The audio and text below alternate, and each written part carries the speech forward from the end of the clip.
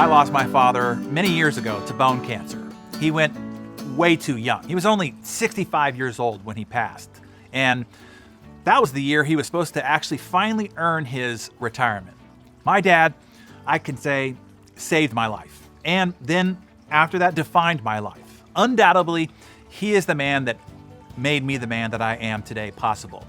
You might know that my parents divorced when I was only 18 months old. It was my dad's idea originally to have a kid. He naively thought that maybe that would make their marriage better. My mother, on the other hand, never wanted to have a child. And when she did get pregnant, she was angry about it. Then she didn't have much interest in me after I was born either. It obviously didn't improve their marriage, so 18 months later, after I was born, they decided to just divorce. My mother, who never wanted me to begin with, just cheerfully handed me to my father, walked out the front door, and never looked back. My dad, well, he didn't know what to do with me either. I mean, he was only 23 years old when I was born. He had only recently moved from the San Francisco Bay Area to Albuquerque, New Mexico for his football coaching job. When this all came down, my dad's mother, my grandmother, insisted that he ship me home to her. My dad said, no way. So my grandmother, she got on a plane and showed up on his front doorstep, further insisting. This was a dramatic act because she was scared to death to fly, had never flown before, and probably never flew again after that. My dad, once again, said to his mother, no. This was dramatic because his mother ruled his world. He always did what she insisted, but not this time. He told her he was committed to do what he had to do. We then moved to Hawaii, where my dad was the football coach for the University of Hawaii. A year after that, his mother died suddenly of a heart attack, and his father back at home was not dealing well with it. And my dad now feared for his father's life as well. My dad then did what had to be done, and he left his prestigious coaching position and moved all of us back to the Bay Area and in with my grandfather to watch over him. My dad now had to look for another job. There were not many coaching jobs to be had, and many months went by and the situation was getting dire. Finally, a head coaching job, a dream job for my dad, opened up at Olympic College in Washington State.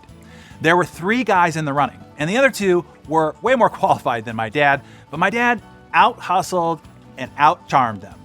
The day finally came for a decision, and the phone rang, and it was the chancellor of the college.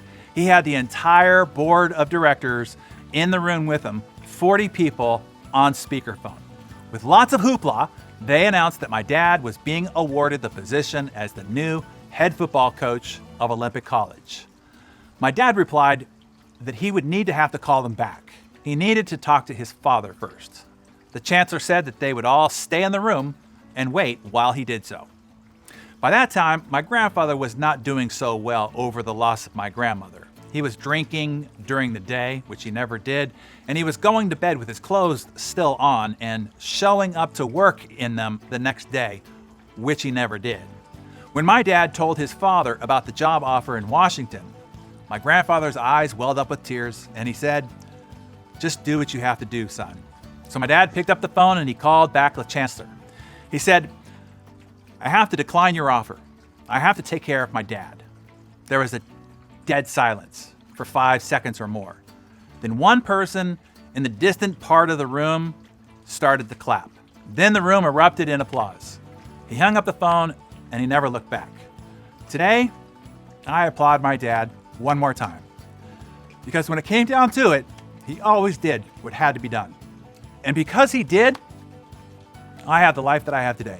And because he did, I hope that maybe today or yesterday or tomorrow, I can have an impact on your life in some small way. If that happens, then my dad lives on. My dad and I used to talk every Sunday. No matter where I was in the world, it was our ritual. It was our special time. I wish I could talk to my dad this Sunday. If you have your dad alive, be sure to call him and to thank him. Thank him for making you possible and maybe the life that you have as well. And tell us, what is the lesson or example that you would tell in your dad's eulogy about how he shaped you into the person that you are now? I would love for you to share that in the comments. Write down a few notes to yourself in your Darren Daily Journal as well. And I can't wait to read about your dad.